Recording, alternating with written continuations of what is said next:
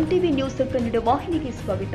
ಕರ್ನಾಟಕ ರಾಜ್ಯದಾದ್ಯಂತ ಬಂದ್ ಕರೆ ಹಿನ್ನೆಲೆ ಬಾಗಲಕೋಟೆ ಜಿಲ್ಲೆಯಲ್ಲಿ ಬಂದ್ಗೆ ನೀರಸ ಪ್ರತಿಕ್ರಿಯೆ ವ್ಯಕ್ತವಾಗಿದೆ.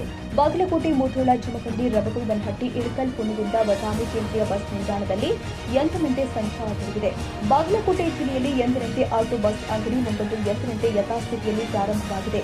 ದಿನನಿತ್ಯದಂತೆ ಕೇಂದ್ರ ಬಸ್ ನಿಲ್ದಾಣಕ್ಕೆ ಪ್ರಯಾಣಿಕರು ಬಂದು ತಮ್ಮ ಊರುಗಳಿಗೆ ತೆರಳುತ್ತಾ ಇದ್ದಾರೆ. ಮುನ್ನೆಚ್ಚರಿಕೆಯಾಗಿ ಯಾವುದೇ ಅಹಿತಕರ ಘಟನೆ ನಡೆಯದಂತೆ ಪೊಲೀಸ್ ಬಂದೋಬಸ್ತ್ ಒದಗಿಸಲಾಗಿದೆ.